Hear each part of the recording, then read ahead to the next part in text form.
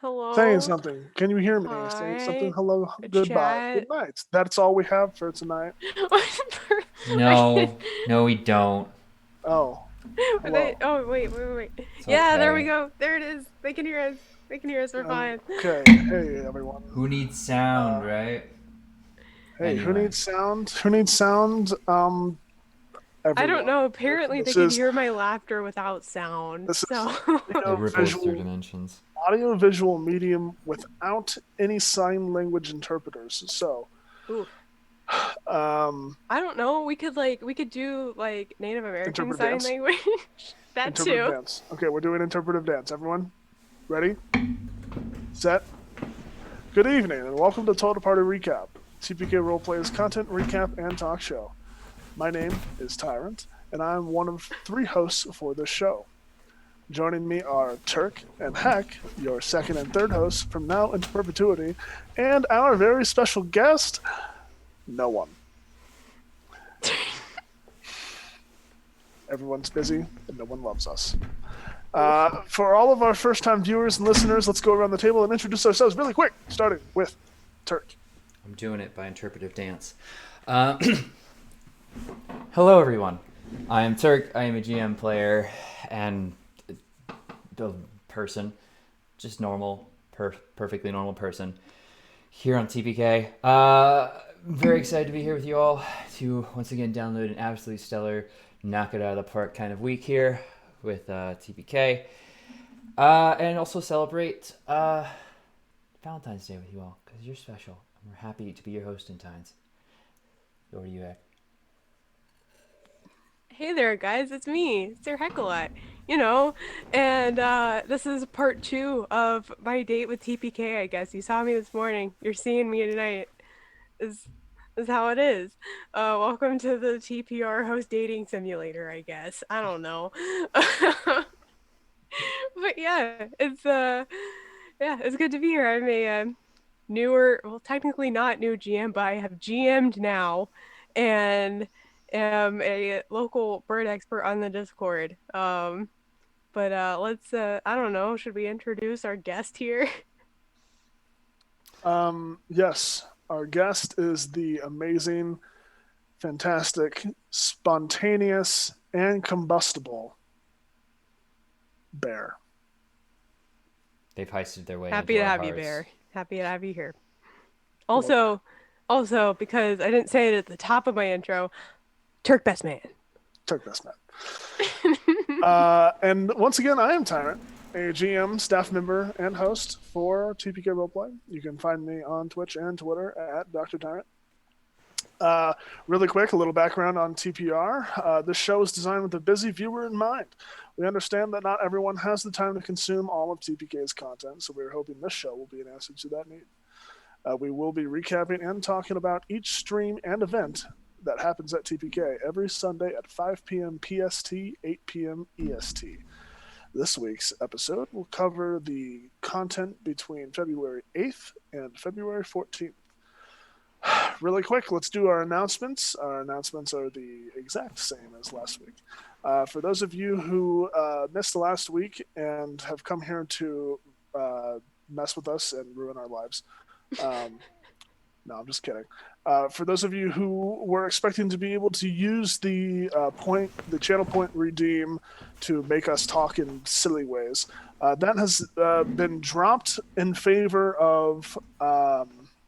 Oh, hello, Snickers. In favor of a bit donation reward. So from here on out, we have a $5 and a $10 bit donation reward level. $5 is one of us will write a haiku for you or someone else. Depends. And the $10 is the exact same as you were expecting. Be able to make us recap in any way that you want. And you may be able to convince me to write a limerick for you. I don't know. Yes. Maybe. Yes.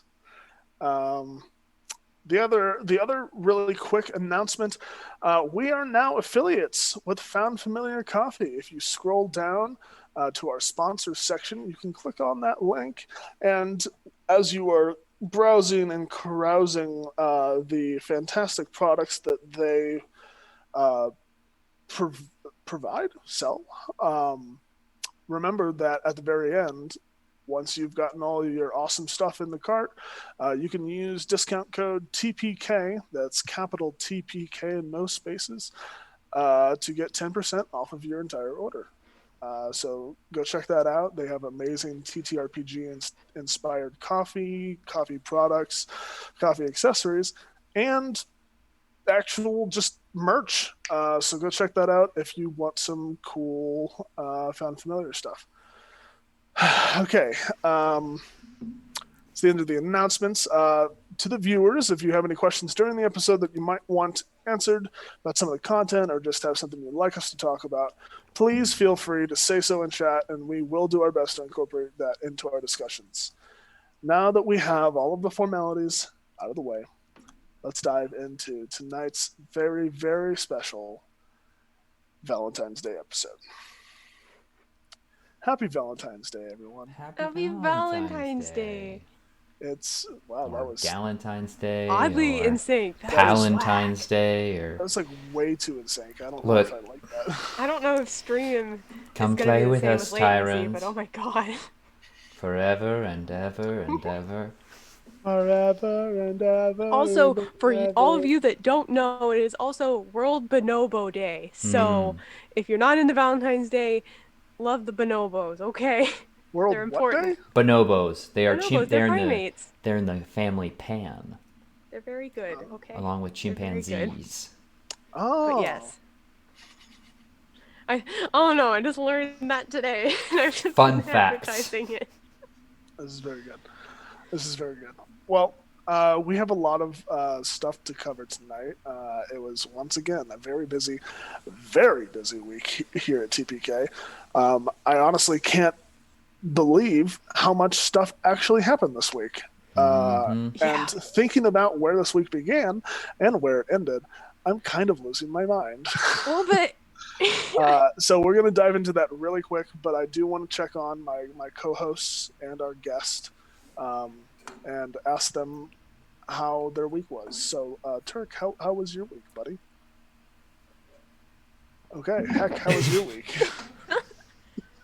Oh my gosh, it was a fantastic week. It was long. It was a long week, but in the best way. Like so much happened. It was just it felt like such a large amount of time, but it just means that so many good things happened. Like I'm still processing it. Like oh my gosh, like at least for Tuesday to Wednesday, it was like the most like emotional 24 hours of my entire life. Like we had just gotten off of the energy of Dungeon Bitches, which we'll get into, guys. Don't worry, we'll get into it. But there was the whole energy of that. And then I didn't sleep because I was like, there's no way. There's just too much going on in my brain right now. So I didn't sleep. And then I ended up getting into the vet school on Wednesday, and it was crazy. Yes. I was hoping we would have good news. I don't have any party poppers, but everyone, if you're watching at home, go ahead and set off all of those awesome party poppers for heck. Cheers, here. though. This is that. Even though it's a mug, this is wine. Cheers. Cheers. Cheers. Also, thank you, chat. I see you over there. But it was absolutely crazy. And I went from 0 GM'd games as a GM to 2 now, which is crazy. Span of a week. So here I am. Now the world knows that we already did know, so there. Yes. I just want to check in with our guest really quick. Bear, I'm not sure what pronouns to call you because we didn't get that beforehand. Major oversight on our part. Grizzly. So, Bear, I hope you had a fantastic week as well. It looks to me like you may be missing some eyes. Whoa. And it's got eyes. It's just in there. I bet you Winchester can relate. You know what? Winchester can relate, and we will get to that. Um, Some but sage it's, wisdom from Bear right there. I don't know. You guys are kind of talking over him, but you know what? I am extremely sorry, Bear. mm, mm. No. They make a very good point. This Bear. I'm glad Bear's on with us. Yeah. So, anyway, there's going to be a lot of this, so I need all of you in chat to just bear with us as we get through this week's content. The puns are gonna get grisly. Yeah. Starting with Destroyer of Worlds. All right, everybody. Talking about risky situations. Okay. Now, Destroyer of Worlds Part 2, Part 3. Meg, you're in chat. Help me out. What official part was this? Because they broke up. They broke up Part 1, Act 2, yeah. Part 3 of the whole thing. Yes, thank you. I was just confused because you guys broke up the first part into 2 parts, and then this is. I thought this was Act 2, Part 1. Well, yes, but Well, in Act 2, total, Part, like in Act 2, total, Part okay, 1, okay. overall Part 3 of this ongoing. Gotcha. We keep saying these are one shots. This is just gonna become a campaign. It's never gonna It's just be a just one shot. a All of our campaign. content is too enjoyable. Everyone's like, not you our just- fault. It's the eternal problem of one shots to continually. This is What was no that? exception. What was that, Bear? Yes. Mm-hmm. 3 episodes. 3 episodes are done. Mm-hmm. Let's keep it very simple. Just nice, clean cut, and simple. No. Now listen here, Meg. We are not dissing you. You do not keep it to 2. You keep this running as long as you can because these episodes are enjoyable. Let me tell the audience why. Because the crew of this little army group we have here are descending and trying to get the fuck out of here. They hold up in a difficult scenario. They get their backs pressed to the wall against a dangerous foe. Someone dies, but doesn't because they're special. And furthermore, I think the most important part we need to acknowledge when this clip loads is we learned a very important fact. It's that Al's milkshakes bring all the boys to the yard. Oh, God.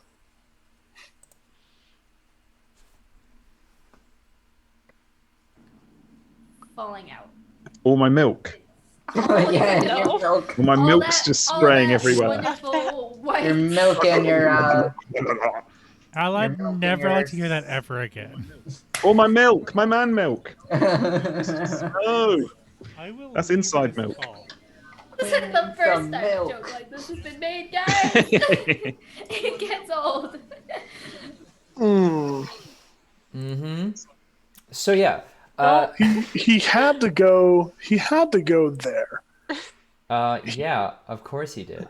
Al, we love you, but please, for Twitch TOS reasons, Oh no. please refrain.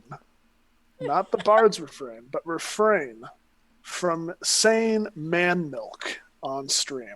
No. Maybe not for TOS, but maybe for our sanity. No. Maybe. Keep going. Always the man milk. Anyway, that He literally just called it his inside milk. as yeah, well. his inside milk, and it's not wrong. There you go. This fact is not incorrect. And this is one of those sessions where it's not just fun to watch; it's fun to watch the GIF haikus afterward. Because there's just a part that is a whole lot of milk.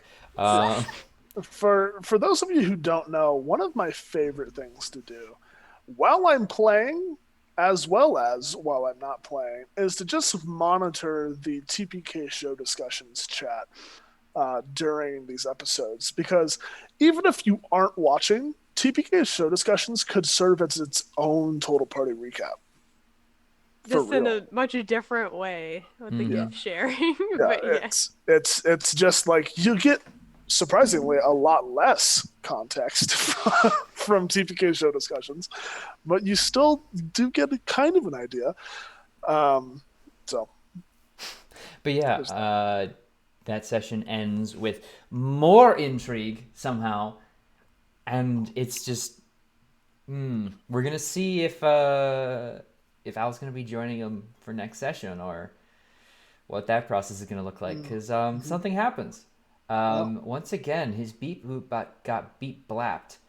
And this is a trend with Al, I suppose. He brings in these robotic characters, makes them lovable, and they die. Well, not die. They get better sometimes, but Meg, Meg, you're coming in here, and you're destroying Al. That was intentional. Hey, Turk. Yeah, hey, what's up? Before you go any further, can I get you to say his beep boop bot got beep blapped again? Yeah, his beep boop got beep blapped. Okay. What? His okay. Ooh, Yep. it's just a lot. It is what it is. What was I don't worry about it. I don't understand what was wrong with that. You know what? A beep boop bot getting beep blapped sounds vaguely like what happened on Tuesday. Which we will get to, but I'm not finished because this section was really good too because he had proper switching characters mid. There are more characters than players, and I think this group handles it in a really unique and fun way. I mean, the whole session. This is gonna. It's gonna be really fun to see where this goes. Chaos is occurring. I am here for it. Meg, do not stop this campaign. Please keep making this content as you do, as you have done, as you will forever in the future. Don't spit out your drink. How dare you? Anyway. Hey, so yes, I apologize for trying to move things along. In your opinion, Turk? Yeah. What is the logical next step for this party? Well, logical? Get the fuck out of here. And I think they're trying to do it. But I mean, as with every horror movie cliche, there's going to be, something that will prevent them from doing so. That's not just the external force, but Their helicopter will get shot well, down. it's not just that. It's like some internal source of duty will occur, or someone's with the company and wants to needs to get something done. Something's going to throw this party's clear objective for a loop, and it's just a matter of sitting down and being ready for it. Because I guarantee you, none of these characters are just here to shoot people. Also, just the general curse of module week making everything a lot more complicated than it is in every session. It's just a running theme at this point. Usually the party splits. We just go for it. It's just every time. Party splitting we can talk more about later on. But yeah.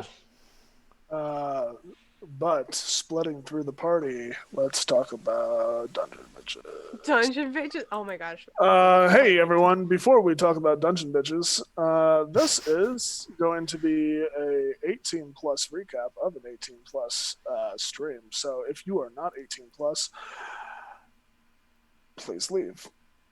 Also, Or hey, mute. And now You we can start. watch us mime, I guess. Holy fuck. Fuck. Fuck. A lot of fucking in this game. A lot of fucking in this game. Lot of fucking in this game. So much fucking in this game. Mechanical. Like actual game mechanic. Yes. Fucking in this game. Mechanical fucking, just like Al. Oh my god. No. This is the way. Don't bring Al into Dungeon Bitches. Stop it. We will not. We will not. It isn't his face yet until we do the Dungeon Bros. But, yeah. Yeah, we're just gonna gloss Let's over get that. let's get the founders of the anyway. Continue, please. Yeah, let's do it. Please don't. No. Okay. So anyway. We just act like. Can we act like frat stars as well? Just like, sup, bro? Let's fuck up this dungeon, man. No, I mean, sure. But how am I gonna flirt with you, bro? Spot me, bro. Guys, we're starting to get questions in the chat. We gotta find here. Or actually, I right, gotta serious recap program. this before answering questions. Okay, this I'll actually take a note of ended up those. being a kind of more of a take- serious note here. Take a note of the amazing questions we are getting in chat, and pray that no one donates for you to recap Dungeon Bitches in in a silly way. Oh my gosh. I really like, as much as I love you guys, I kind of hope not. Just because this like actually ended up like, being a very serious approach despite, innuendos and the amount of fucking in this game. Like there was still like obviously some serious points to address. And so in this episode here, we had a ragtag group of queer women that were adventurers of different sorts, all kinds, different monstrous people, essentially. They once were, the like tame kind of lifestyle women, but ended up deviating to their respective pathways. But they all banded together to try to find a treasure of some sort, a bell. They went through the dungeon, went kind of on a find it, collect it kind of quest for different keys to a tomb. That on the way, they fought the patriarchy a little bit, had a bar fight with some rather surly folk that were giving one of the party members trouble. And yeah, they had a couple intriguing diplomatic situations. They had a puzzle situation, and eventually got to the treasure that they were looking for. Though perhaps it wasn't exactly what they thought it seemed.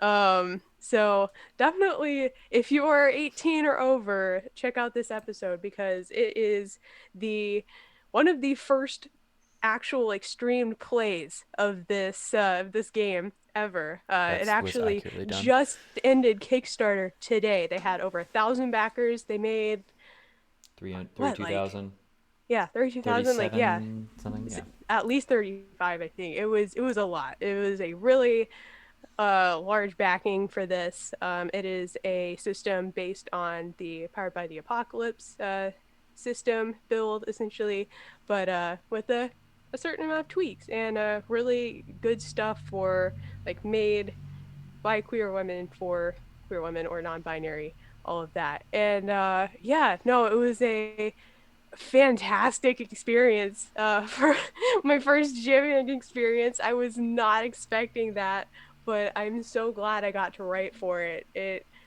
was fantastic. It's been so great communicating with the devs on this and meeting them more, and the fact that they're in our Discord now and we get to talk more has just been so incredible. They are awesome people. Definitely get to know them if you haven't already, because yeah, they're all amazing. I'm so glad to have met them through this and helped back the project and all of that. But yeah, Magic, what did you do? This is Well, Magic wants to see us recap something in a silly way. All right. Go ahead and type out your what you want us to do it as, and we will do it for our next recap because this one is pretty much over. Yeah. But heck, do we have a clip for Dungeon Bitches? We do. It actually, I decided to choose a more serious thing for how many like awesome pickup lines and jokes that there were. Characters flirting with characters. There were some very like heavy-handed but like wholesome moments in between party members that like I really wanted to highlight because it was really just showing solidarity for each other and really the message of this game. That yeah, I seriously just wanted to highlight here. So let's just roll film.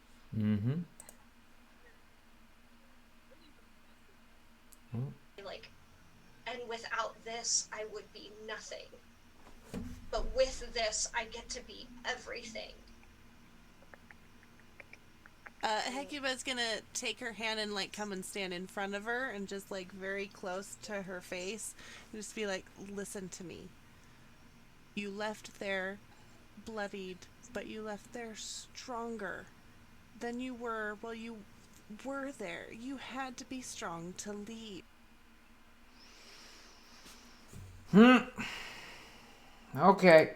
Yeah, it was so honest. Like it was such an honest moment like between characters and between players, and I am so happy to have had the group that I had for this because we have such a trust for each other at this point. Like we had communicated a lot about what our boundaries were before playing this game with player safety sheets, just genuinely talking in call.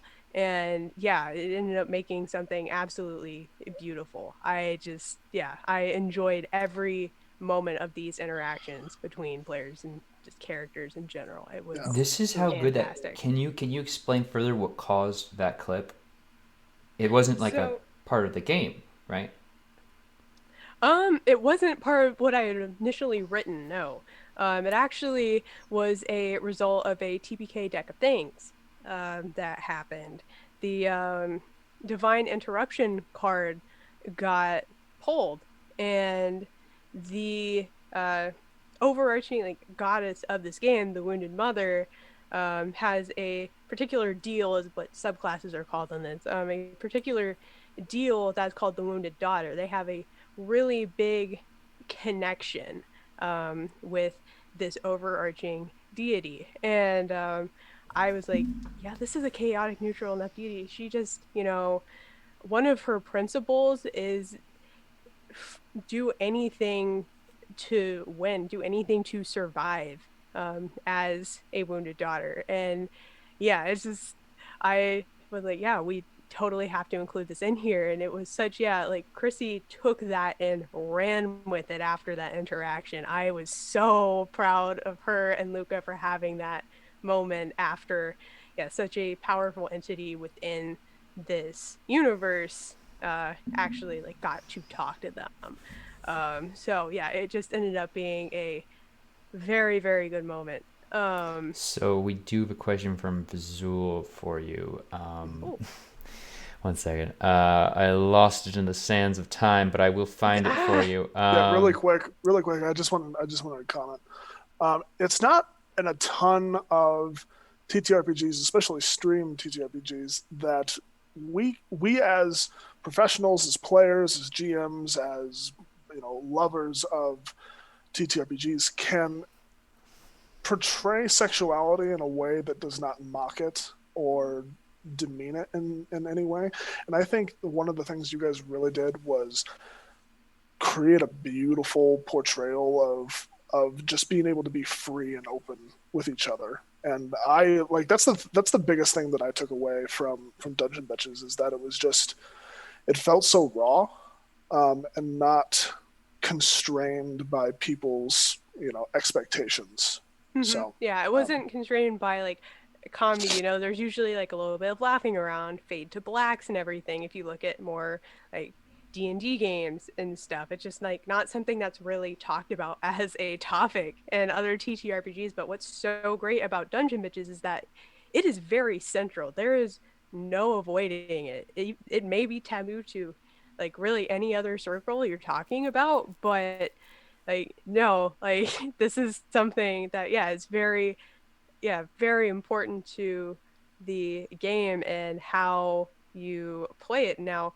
there's not a requirement by any means to actually use these sexual mechanics in the game. Like there is an entire clause on, yeah, you can just not do that. Like it's also totally fine. Like there's no like limitations to the game either. So there's just a lot of freedom there. Just interacting how you'd like to interact, as long as it is in a communicative and respectful way, which is just it leads to some very honest roleplay, very honest conversations, and just it's just chef's kiss. Absolutely. Yeah. And I do want to touch on that again after this next question from Zul. So, hello, how you doing? Hello. Did GMing Dungeon Bitches play a role in your decision to GM for the first time? Were you waiting for the right game, or was it just a scheduling thing? Because everyone knows getting a game slot in TPK now is a knife fight in a cramped parking lot around Christmas time. So what was actually crazy about that was this was so unplanned. Like the stars seriously aligned here. So I think the day before, maybe 2 days before, Dungeon Bitches, the devs actually reached out to TPK. They emailed Cole asking if the community would be interested in running this game. But about 2 days beforehand was when I wanted to plan the Honey Heist one shot, and I put that group together, just for like a Galentine's Day thing, because about half the players that I had lined up for it at that point were female identifying. So I was like, oh my gosh, like we could do a whole like girl group, like it would be so fun. We should totally do it. And about 2 days after that, we got this email, and we're just like, well, dang, like now we're like, I think we could be a serious group. Like we could, thus the coven was made. And, you know, we were talking about who would be okay GMing that. And, you know, I like immediately thought of the idea that I kind of already had in line for a D&D game but never got to use. I was like, this setting, this story could be absolutely perfect for what this game is trying to do. Like I can take this and run. I'm already having the ideas, the juices are flowing, and yeah, that's just, it kind of happened by mistake, or not really mistake, Not mistake. more coincidence. So that's kind of what happened. Yeah, and as for Fazul's second question, how the devs got involved, Cole actually was on Twitter and saw the tweet about the Kickstarter for Dungeon Mitches and was like, "Hey, this looks really cool. Can't wait to see what this is. This is backed." And then the devs responded, and the conversation was being had, and it kind of just went up from there. You know, like we realized they were really cool people, and they realized we were really cool people, and they did take the initiative and reached out to us after we had like that. right before, like they just beat us, which was so funny. Yeah, which is really cool. And I honestly, that stream, heck, you did an amazing job as your first time GMing. That stream was one of the best I've seen at TPK. Thank you. Again, happy heck noises. My face is very red, but it's fine. Everything's fine.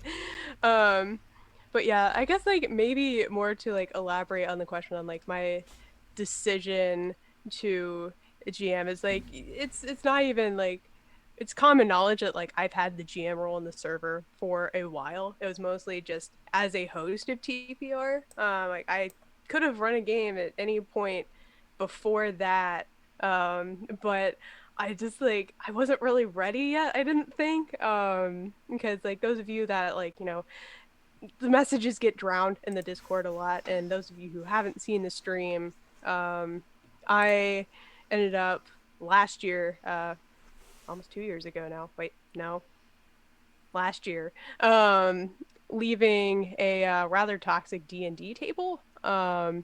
They had very different expectations from what I was trying to run as a game. There wasn't really a lot of compromise that was really able to be had.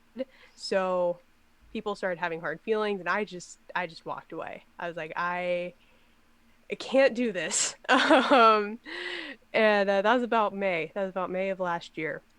And yeah, I just kind of gave myself at that point, like after, you know, I'd gone through the whole like recovery phase, because I lost friends from this. I was pretty close to these people. I lost friends.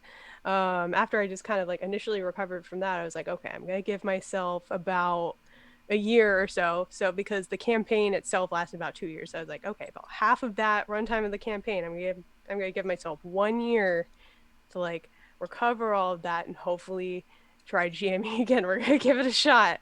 But yeah, I ended up GMing before that because everything happened here, but also so much of my healing has come from being part of TPK and the positivity that this community shows towards like what anybody does, because like everyone is creative in their own way. Everyone has something special about their games and what they bring to the table, and everyone appreciates that, and it's just, it's so great. Like I seriously could not ask for a better community. Like Turk can vouch for me here. I was actually like post D&D breakup, I was like, I don't know if I want to join a server this soon. I was like, I said no, you like, got to get in here. and then I spent another like 2 weeks or probably more than I- that, maybe 3 weeks or so before I threw myself into a game and I started like panic typing at him. I was like, why did I do this to myself? Why did I throw myself into this? Oh my god, what did I just Well, do? you watched the first Helibonia episode, and we locked you in. You did though. No, It was very compelling. Okay, it's a very compelling episode. it's a very compelling episode, and not to jump in on you, but you're like, I don't know if I want to join. I'm not sure I want to like get involved. I'm like, no. I had been with TPK for all of like 2-3 months at that point. I'm like, these are Hex people. Like, get Heck in And you here. ended up being Heck right. is gonna thrive. Yeah, there's Just real quick, and I don't mean to break up the flow. No. Can we talk about how long we've been in TPK? sure. Because I just realized my 1 year is a week from now. A week? Shit. Your anniversary of TPK, that's so cute. Yeah. That's fucking insane. That's crazy. I have spent a year, and this whole year has been amazing because of TPK. And I can't believe that. My life has changed so much. It's absolutely crazy. I want to say mine will be around April by the looks of it. I don't know. I'm just looking at the Mask of the Red Death, which is, as everyone knows, the first proto Sherlock investigations.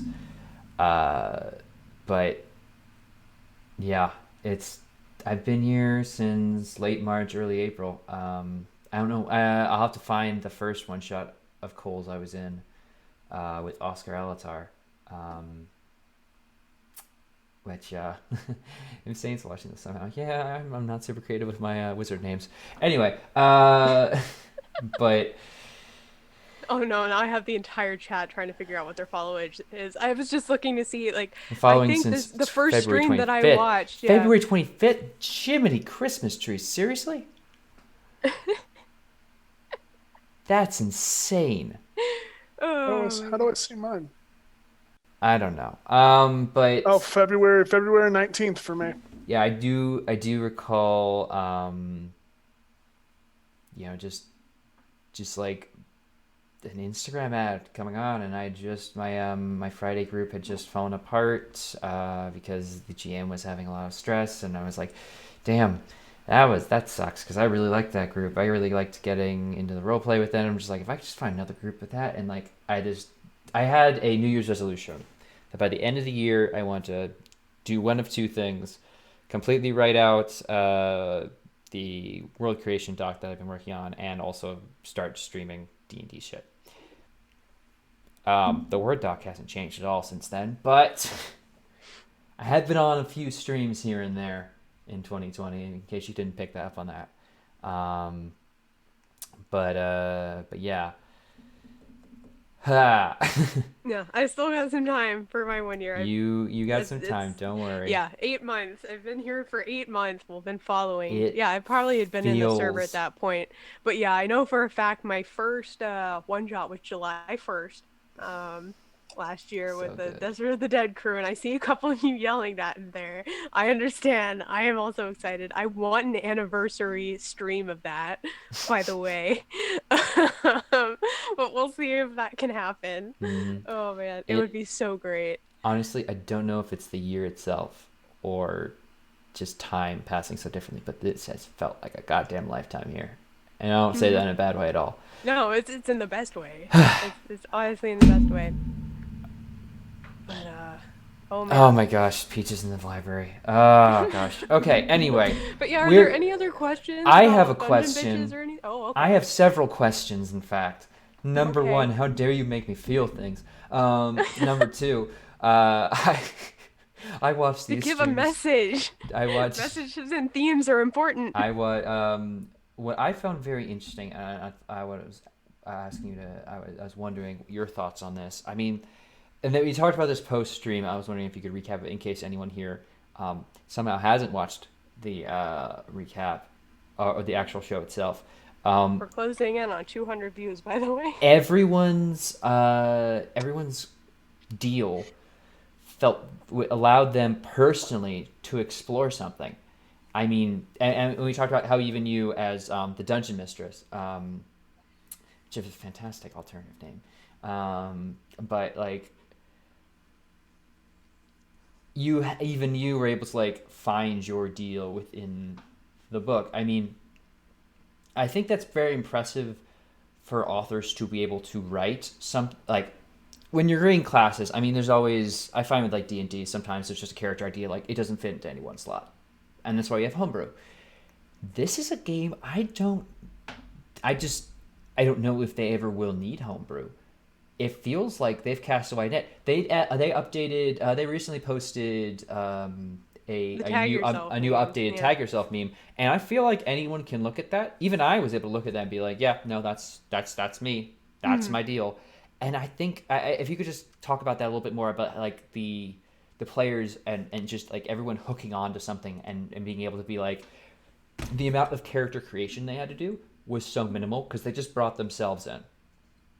Absolutely. And yeah, like with the different deals, and we didn't even see like all of them in that game. There are more. But yeah, just the descriptions that are in there, like at least for me, and I feel like I can speak on behalf of a lot of the other or my players, a lot of the rest of the cast, is like there would just be, you know, a couple of sentences or even one statement in that description that it was like, I have been through that. Like, I understand, like, even though, you know, we all come from different paths and different backgrounds, there's still, like, so many things that are central to the female experience in most societies that you can just you can relate to it. And I don't even know the amount of research our devs probably did into this. Like, they could have talked to women of a lot of different backgrounds. I don't actually know, but you know, their experiences are very unique too. And you could definitely see that. I could definitely hear their voices in some of this text, and it's just like, it's so powerful. And I'm glad some of the Coven is in here to talk about their experiences as well, and why the deal of theirs is so, you know, why they chose it. It's so close to their experiences. But what's interesting is in the back of the book, there actually is like a clause for custom deals. Like, there is opening for something that like, like you can customize a deal if something isn't really standing out to you for any of the deals listed, which is super cool on their part. And yeah, there's a lot of interesting stuff in the back of the book that we didn't really get to talk about too much, but yeah, there's a lot, and I cannot wait for this book to come out so you all can see it.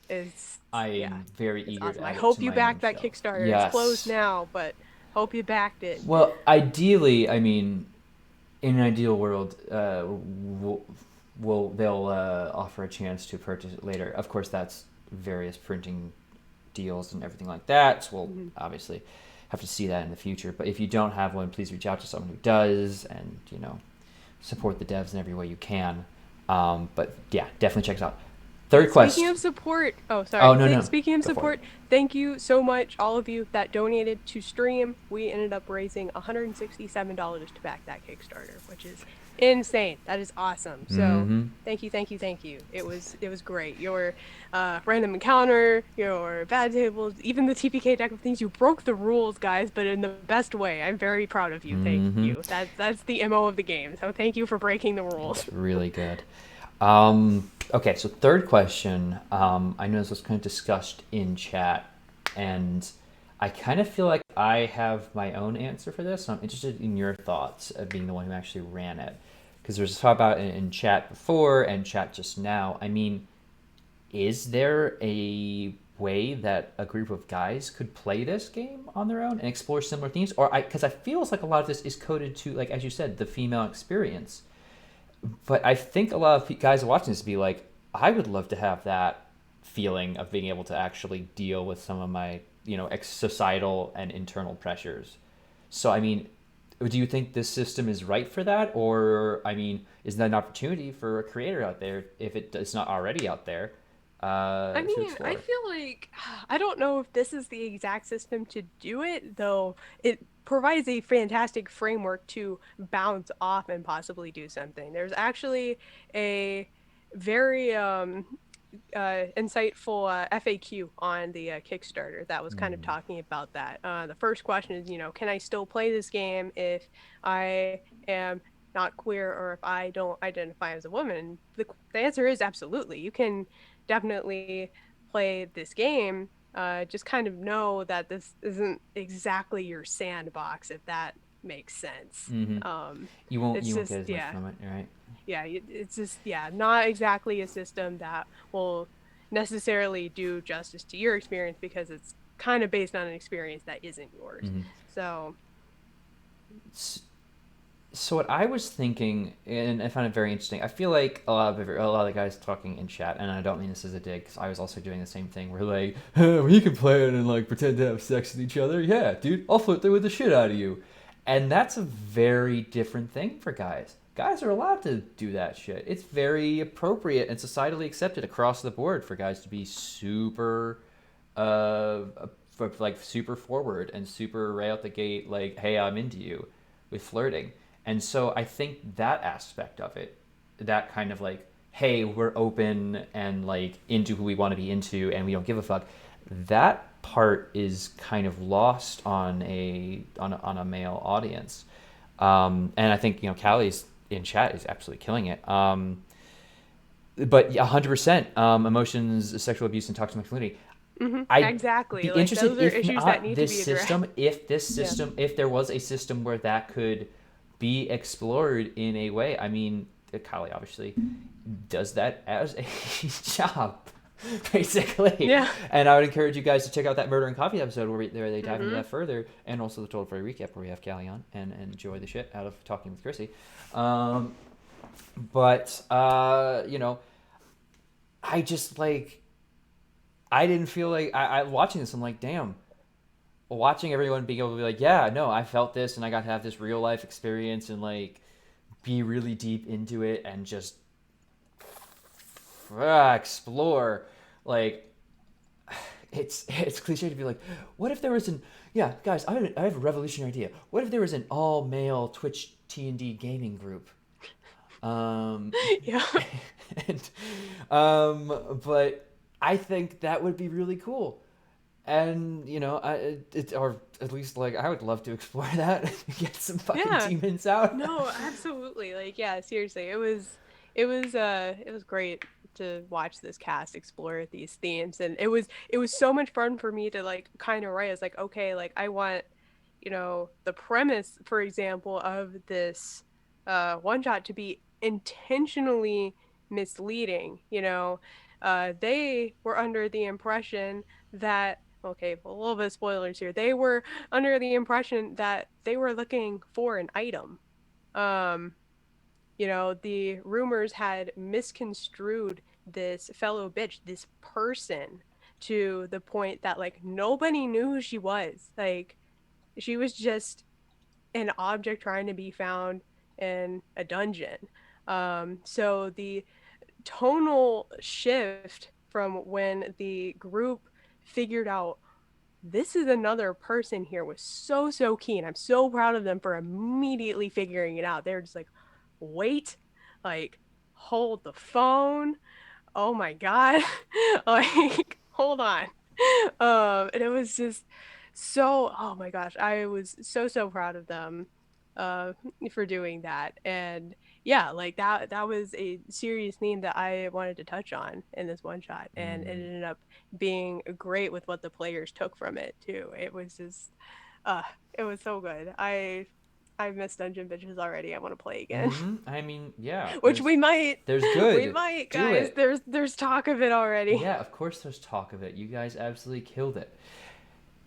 Yeah, exactly. Kelly says, well, the game was game changing, and I'm sitting here and chapping like, I want that. Like, it's not even like you guys did really well on stream and like killed it, or like, oh, you guys are like best friends with the devs now. It's like, I just Yeah. want to explore my emotions on stream. Yeah, same. Like I think a lot of people see like we have these amazing moments in a lot of our games where we have these awesome RP moments, and some of us cry on stream, some of us are like left feeling emotionally like destroyed or fulfilled, or all of this cool stuff. I don't think there's a lot of times where we're able to fully explore our personal emotions through the game. And if Dungeon Bitches was amazing for that because it was so cathartic for everyone that played, and even for people that watched. To be completely honest, like I was on fire watching not because of the sexually charged parts, partially because of the sexually charged parts, but There was like a lot of blush occurring. There's a lot of of blood. It's getting a little hot. Well, It's okay, getting a little I hot in really here. appreciated. Okay, I really appreciated all you guys in chat that were just like, beat up these men in the tavern. It was Yeah, so they're funny. Like rip their assholes. faces off. They were assholes, and like, oh my god, it was so. If it I was saw so anyone great. being like, "Oh, they're just trying," like, fuck off. Yeah. Not just No, read the it room, made get me a so life. happy. It made me but so happy. one thing I do want to say is we had a Murder and Coffee episode a couple months ago. We had Chrissy, Cali Numbers in chat, on to talk about therapy in TTRPGs, and I feel like a lot of the themes that we talked about in that episode were displayed in Dungeon Bitches just naturally because of the system. And so if you guys want to learn more about how you can make your games more cathartic and therapeutic for your players, again, I'm not saying that you should be your player's therapist, but if you want to learn more about that, go check out our Murder and Coffee episode with Chrissy. But if you guys are okay with us moving away from this topic, For sure. Oh yeah, like, we're okay, gonna end up yeah, talking sure. about it We're gonna talk about. forever. All right, so let's move away from the emotionally charged moments and jump right back into another emotionally charged session. With Yes. Yes. However, Turk, I need you to talk like a fraternity girl. Oh my god. The happy kind. Oh, okay. So like we're gonna go from this really positive female empowering experience to my personification of people's perception of a dumb person because they just want to. It's okay. Welcome, No. Hey everybody. Welcome to Total Party Recap. Hey, we are TPR. And we're a sorority. Give me a and tea. Friend. Tea. Anyway, I'll give you the tea. So, darkest night, brightest light. They are my best friends because they put on an amazing show. It's just the voice. 1 second. My bitches. Do you realize how amazing this last session was? There was an emotionally significant moment. I am talking like Ty. Do you not get this? It's so important. Anyway, look, I'm sitting there watching it. I didn't expect to be crying, but I did as I light up my face on the screen and show you. Oh my gosh. Okay, look, this started off with the party broken up. It was symbolic and mechanically disastrous. But look, guys, oh my god, sisters. This is basically like high-pitched witch at this point. I'm just figuring out the secrets of sororities now. They're just high-pitched talking witches. We had with Bright. She was struggling with Arena, and they were checking out this room, and it was dangerous, and they almost died. And Arena went down. All you Strahd people out there, Arena went down, and not in a good way. She's important. She's kind of like super freaking important. Okay. We are Kappa Kappa Gammas. We don't go down. We are TPR. Thank you. That's already a sorority in and of itself. Okay. Kappa Kappa Gamma. What the fuck are you doing? Tau Phi Rose. Thank you. Yeah. Well, I guess if you want to be all Obviously weird about a tridelt. Sorry. You tried that. Oh my god. Oh, I don't want to. I can speak fraternity. Yeah, I know. Anyway, this had a really important moment because as those of you who may be watching know, there's like a giant rift in the party, and it's like it's been slowly coming apart at the seams. Like it was gonna get bad, and they thought, hey, what if we tried to fix it? And I don't know if it's fixed, guys. I don't know if the situation's been fixed. Give you a short look. Uther has been a little bit of a loner, kind of like single-minded in all this, and so he kind of got called out like a whole lot. And it's like, Bright really literally put him on trial for his ideas, and I think it was not only just a super interesting perspective into the character's dynamic, but also a chance for both players to justify their thoughts in and out of game. And while this is happening, there is still combat going on. Like, what the fuck? How the fuck are you gonna fight when characters are having emotionally charged moments like this? It's not fair. Anyway, so I will not say further how this encounter went, but just know the split in the party may not be mended. And then the combat, you'll just have to see. There was a certain re-roll that had to be done on certain roles pertaining to Arena. And we're just gonna have to watch and see to see if Strahd's like super pissed or not. So yeah. Boom, boom, boom, boom. Okay, okay. You did great, sweetie. It feels so reductive. Yeah, female empowerment. Yeah, it's amazing. Hey, how's it going? And roll that clip. I do have a clip, and it's really important because it's from the combat, and it just perfectly encapsulates how one can be a holy person but still tap into their barbarian other part of the class. Once again, a channel point redeem or a donation has created a cursed episode. It was cursed from the start. 1 second. Cole, if you're watching this, cut that out, please. Healing word yourself away. Now, what is Uther's healing word to himself? Fuck! Hey, just checking. Yay!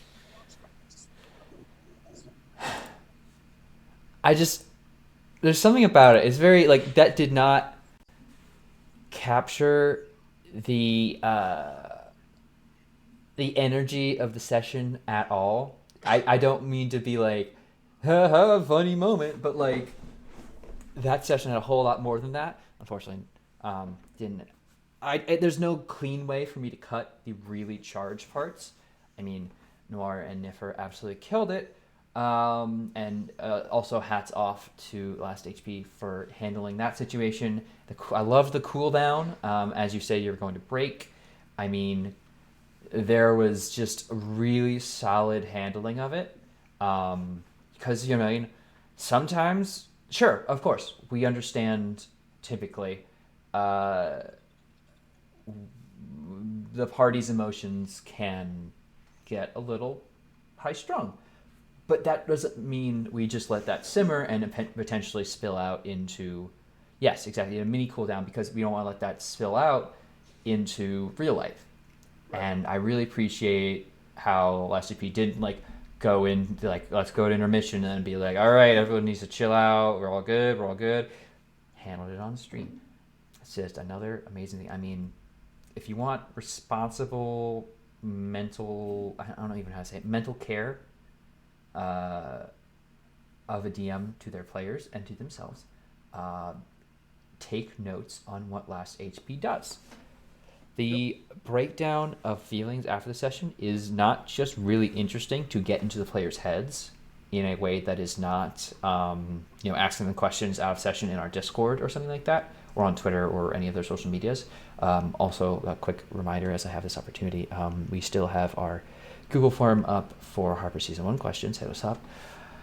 It is pinned, by It the is, way. it is pinned. It in, is pinned. it- Where is it? It pinned? is pinned in the player area as well as TBK show discussion. No? Oh no! Oh, honey, sweetie! Oh, oh no! No, Turk. Oh no! No.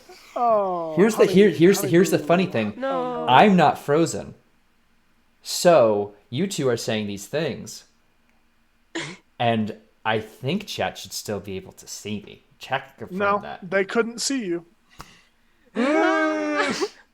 Oh no, they couldn't see us. Yeah, they couldn't see you guys. I was in Oh, control. no. I'm the captain. Oh, Hey no. everyone, could you tell who's Hey, running what's Streamlabs? up?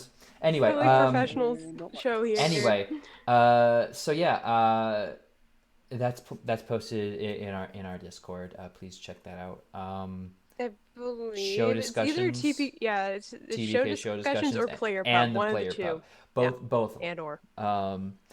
But yeah, I think that one of many strong suits of Last HP is how he is able to get his players to like, hey, we're putting the line here in the game. How are you feeling as a person? Are you okay? We can stop if you need to. We can discuss anything else if you need to. It's like it's just like I feel very safe whenever he starts discussing it. It's just like, oh, okay. I think it might be okay. part of like the voice, but also it's the voice, it's the dad beard, it's just the general dadly energy he brings in the best way. As someone who has been made team dad in a lot of games that I play in, I get that. Also, can we just really quick? Of course, really we can. quick. HP is one of the most considerate, amazing people I have had the pleasure of meeting here at TPK. Hands down, incredible person, incredible player, GM, and friend, and he needs more recognition. That is all. Yes. Retweet in real life. Retweet in real life, yeah. But so yeah, Durgus. Happy Berlintines. Happy Berlintines Day from your favorite host in Tines to one of our favorite DM in Tines. But yeah, Darkest Night Brightest Light was another really good one, and I think if you're watching for just the story of Curse of Strahd, obviously follow along. They are just like fighting their way through the Wizard of Wines right now, and it's been really good. But also, it's very interesting to me how the character moments are perfectly slipped into like combat. Like, it's not like, all right, everyone pause, we are going to spotlight. I mean, this session very much had that, but also at the same time, like I said, there was combat going on. Those characters' bodies didn't poof out of existence to have an aside off screen. Their bodies collapsed. And the party now had to deal with the threat with Sans' two party members, Sans, their main damage dealer / sponge, and their healer support. And it's like, all right, this has gotten very interesting. It's very good. It's very good how the character moments aren't just like, and now it's the RP portion of our show, and now it's the combat portion. They're happening simultaneously. The story is constantly unfolding, and that's both in the DM and players. And so I heartily encourage you for that, to watch this group dynamic continue to unfold, to see if we can redeem our boy Uther. Because #save Uther. Talking about shipping charts today, I think everyone just wants to get with Uther just to help him out. Please. Real quick. Do you want to go through the shipping charts of the? Do you want to? Everyone, just say your favorites for the things that we've already recapped. Go. We've already recapped. Okay, well, obviously, Cleothusa and Hecuba are like Obviously. top tier shit. Well, yeah. Okay, that's mine. Obviously. But also Chrissy, not Chrissy's character, and everyone else also. Yeah. Because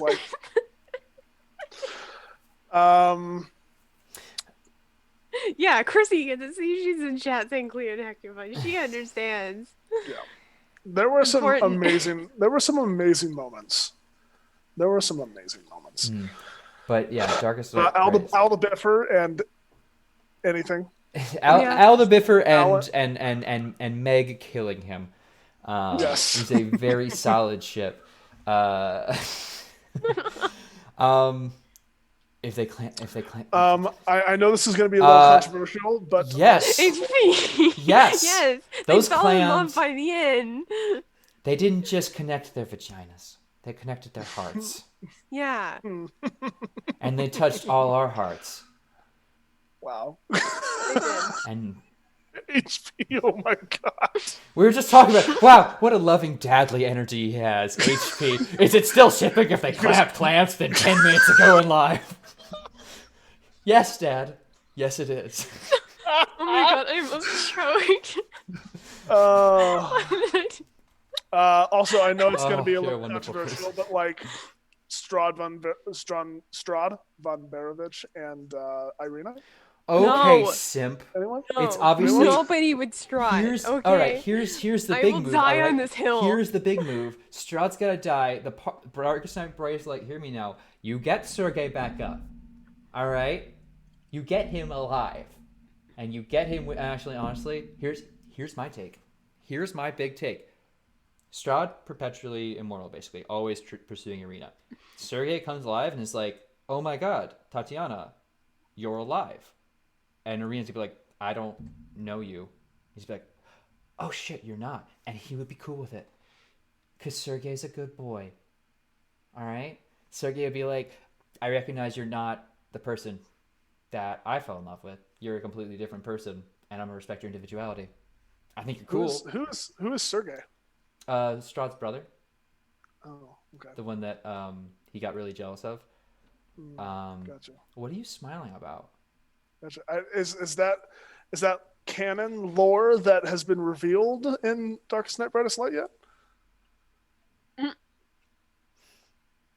Anyway, See, Luca herself is saying that Strahd's a bad guy. Strahd is a bad with guy. nobody, okay? Strahd Until deserves he learns nothing. to do better. Strahd- Okay? Simpy incels. Yeah, seriously. Yes. please.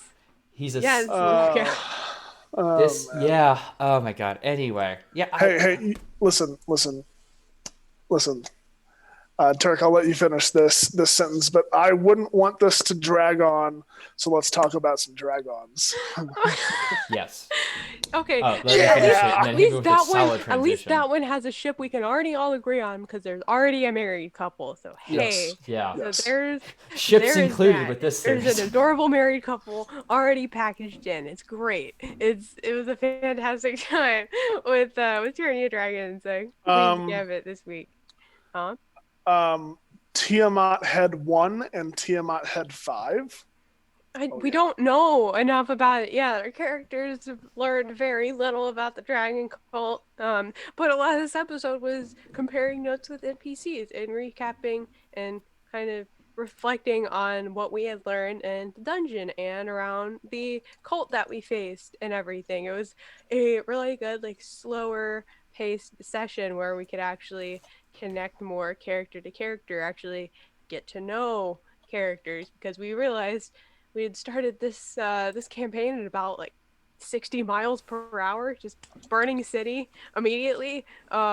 So wasn't a whole lot of time to actually like connect and get to know each other. So this was a great session for that.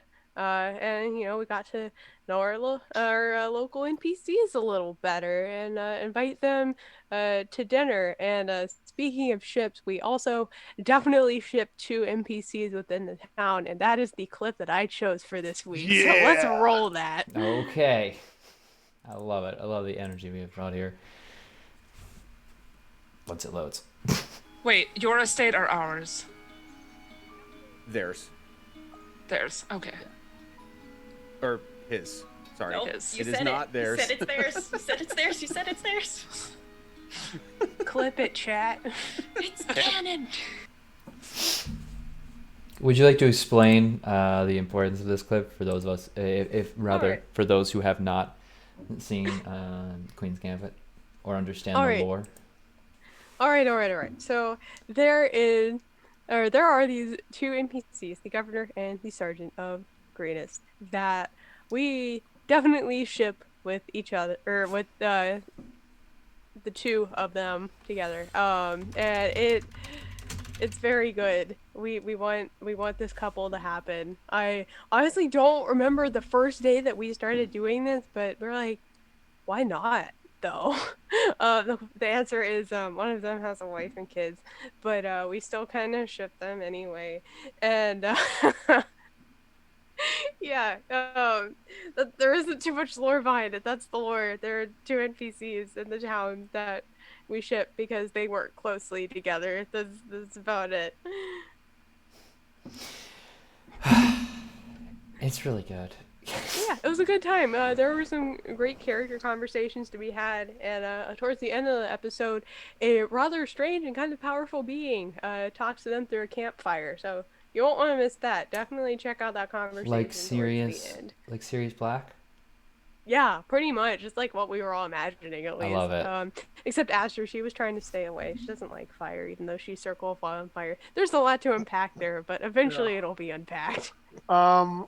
Before we go, because we're almost at break here, Heck, I want to know, you had the privilege of DMing Dungeon Bitches this week, which is one kind of the sexuality, love, relationship side of things.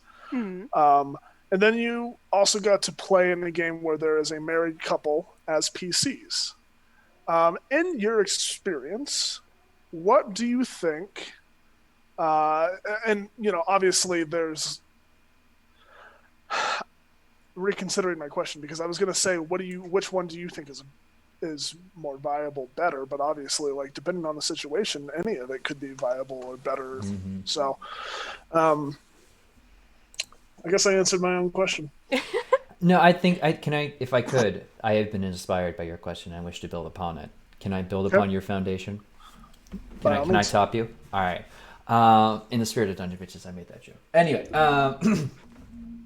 no, I think what I'm interested in is if you I guess this can kind of go for everybody, and this can go for people in chat as well. I mean, obviously there are lines and veils in games, but the experience that you have, I feel like with most people coming into RP heavy games, is a bunch of single people, and they slowly pair off however they did. Thus, we have shipping charts for each individual character. And just like, oh, okay, I'm gonna ignore that bit of chat. Because you are incorrect, sir. But oh my goodness. But I think that's the general assumed way of play is the Dungeon Bitches style. I think what they've taken and they just ramped up to 100 is everyone's assumed. One of their assumptions coming in to sessions of D&D is sure, you might have your character backstory might have a background or whatever, with a family or something, but you're still eligible bachelor, bachelorette, or whatever fuckable person you want to be. Or romanceable option, because that's just kind of if you're into it, that can be the game. But with the Tyranny of Dragons, you have couples who are going to be exploring a relationship purely between themselves. There is not a growth and final payoff. There's no ride into the sunset now that they're together and the dangers have been passed, like Harper's or something. This is two people who are bound legally, if by nothing else, together. And they are exploring that. Excuse me. It's me, myself, and There's I. There's a lot happening in chat right anyway, now. but I think I'm curious as you as a player, from this perspective. I mean,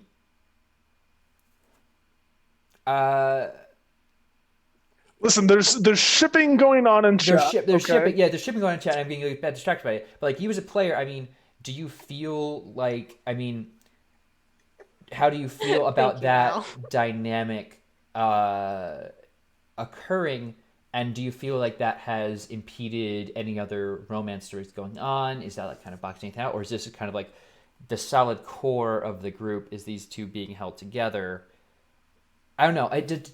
My thing is, if the players come in with an established relationship, it can sometimes feel like a barrier against other people coming into RP with them. Have you felt that as a person? A little bit. You're an outsider.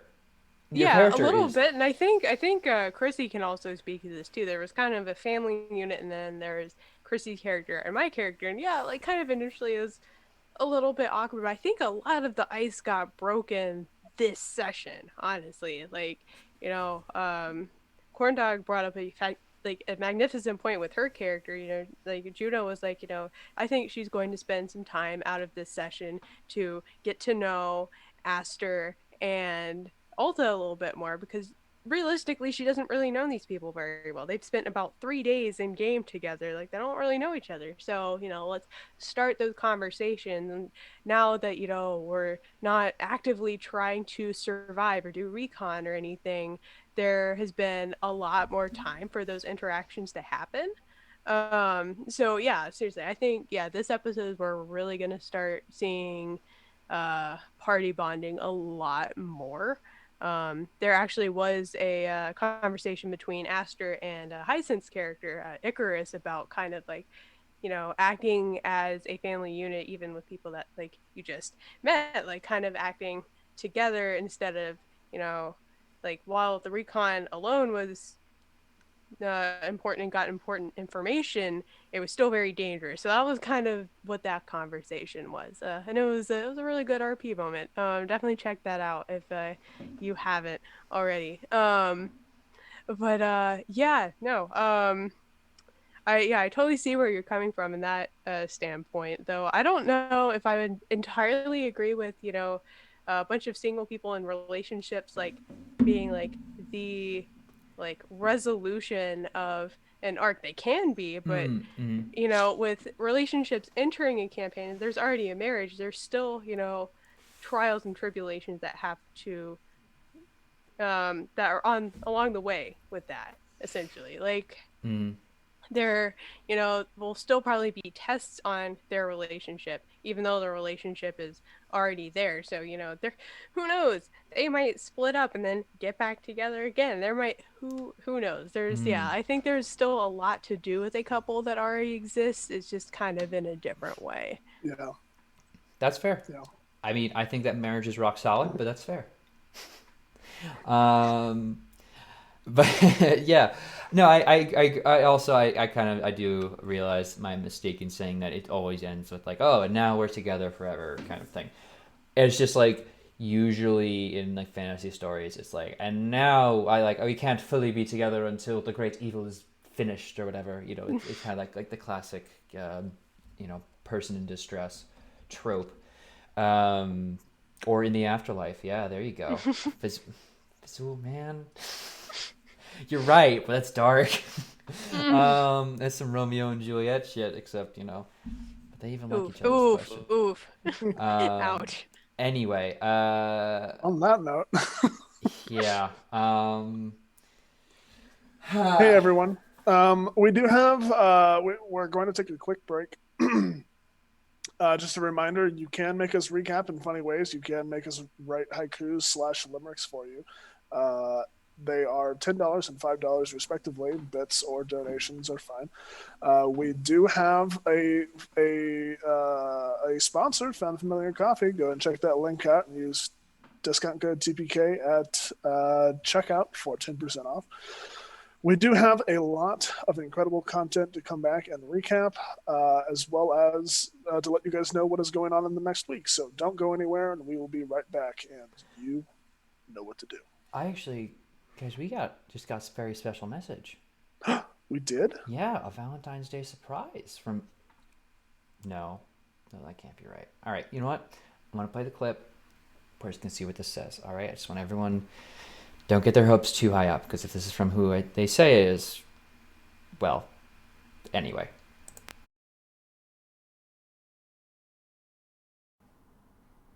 Oh, true love is hard to find. Won't you be my Valentine? I'm just a fish, but quite the dish. Don't wait for some sure sign. Oh, Turk's looks, they make me blush.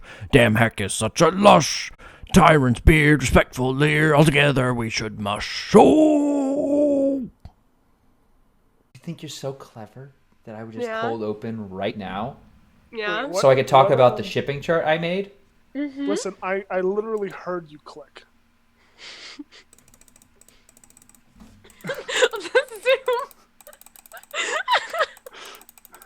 Oh my god. I can click a lot. Listen. Look. Listen, we know you. We know you too well. We know you way too well. We know when you're gonna cold open at this point. It's gonna be real hard for you to say, "Oh, I gotcha." I have got you sometimes, though. Yeah, towards the very beginning, but we've learned. We We've have learned. Yeah. Yes. Just like I learned it's World Bonobo Day. It is World Bonobo Day. And you know what? I don't know if that message from Ol'Bitey was doctored or if it was real, but I'm happy to receive such a kind message from Ol'Bitey. Hopefully soon we can come to an agreement and maybe start to like bridge those gaps. You know? I agree, Mr. Bear. Honestly, we should have gotten a photo of Snickers. We need a photo of Snickers. Just what I need is like we need to put like an extra small little window of Snickers' face below your If she window. if she would stay near me during off stream, Get a I second would camera definitely do a and, Snickers like, cam, yeah. but she wouldn't. She wouldn't do it. She roams where she wants, like Listen. right now, and she's gonna visit us. That is that she does not look happy. She's not. I'm like, how dare you pick me up? Okay. How dare. She is grumpy cat, but that's okay. Someone call it Stockholm syndrome. I would say I found out that Ol'Bitey wasn't the bad guy, and so he was just being controlled, mind controlled, you know, Or something. So, or something. But yeah, we were discussing my shipping charts. But also, real quick, thank you so much to Ol'Bitey for that beautiful message. I was disheartened to learn that we would not get an episode of Cold Hands, Warm Hearts this week. But I'm assuming it will start up again in 2 weeks' time, so be sure to check that out. 100%, yes. Yeah. But what we did have is we had a lot of neck biting and yeah, a lot of neck biting on Saturday. Some locking up and throwing away the key and a big climactic explosion at the end as we were in Dark Echoes. So, sans a player, though in spirit, Colin was able to still make it in the game. We miss you, Cole. We hope you're having a lovely trip. But the party descended into the basement, or the undercroft of the church, and did, healed Doru. Healed Doru for a long ass fight. Thanks, chat, by the way. We love it when you give the DM extra health. It really helps us when we're all dying. Listen, we went down in that basement and we just gave it a door over and over over again. When There we was go a down, lot of we fighting. don't come up until there is an explosion. Yeah, until they are finished. Mhm. And, you know, multiple of us finished first, but we were able to finally finish Doru, and it was pretty climactic. Tough. It was lovely. He was hard, and he was coming at us. Yeah. even harder. A whole lot of pounding down to the basic struggles of D&D. Thankfully, we had some protection provided to us by the Spirit of Cole, and Colin just making sure everything was safe. Yeah. It was weird. It was weird how many people, including Doru's father, were involved in the foreplay. So whole lot of build up, and the climax was definitely made better by it. But yeah, beyond that, also we played Dark Echoes, where there is a giant, very important fight that, despite some characters insisting it was a side plot, which, first off, rude. Second off, what the fuck is Colin's deal, Luca? Like, is he aware of the game, or is he just an asshole? I need to know, for medical reasons, for him. It's all in the family. Anyway, that session was like very stressful in combat, and then we're like, reprieve, everything is quieted down, calm music. Nope, not at all. Nope, not at all. So if this is a clear, if you are, if that was your first time hanging out with the Dark Echoes crew, I think that was a perfect encapsulation. Chat trying to kill us, Luca delighting in our pain and misery, and then a lot of inter-character distress. But hey, they're moving on now. I'm going to steal that fucking hat, then. Can we, like, just one thing to mention here? Yeah. The, like, image for Doru, like, I don't know, it was just especially unsettling to me, like, the portrait, like, I don't know if that's something... Heck, it was Batboy. What? You know, from, like, the weird... I'm gonna send you it was Luca, no. correct me if I'm wrong, it was Batboy. I believe you are incorrect. I'm pretty sure that is the official portrait of Doru. Okay, then Doru's Batboy. Am I missing? Okay, no. You keep saying what you're gonna say. I'm just gonna post something into the Discord, and it's fine. Oh, that didn't come across clean at all. Yeah, like, no, like, there was just something very unsettling about that portrait, in my opinion, and yeah. Yes, go feast your eyes on what has just been posted in TPK show discussions. Totally, you don't have to. Oh my God, Turk. It's Doru. What no, that wasn't it. That's Doru. That's See, that yes, one. no, they're different. Okay, whatever. See, look at just the comparison. They're just similar, but no, not the same. Okay. And, yeah, the portrait was very unsettling to me. Okay. All right, but that's fair. All right, and I agree. It is a very sad backstory, and it's really messed up the character interaction there. Oh yeah, but no, that was. I was on the edge of my seat the entire time, even though I was making jokes. It was an escape. Humor was an escape. It's clearly a reference. Thank you. But yeah. It was a rough session. I think it really delivered on a lot of things, and we learned a little bit more about our newest party member, which is the clip I chose. It was really good. Actually, get over to it before I expose the delicate infrastructure of our show here. Yeah, we wouldn't want it all crashing down. And release the chains. Not more than once. Oh, these are much easier than we don't want the hamsters to come back.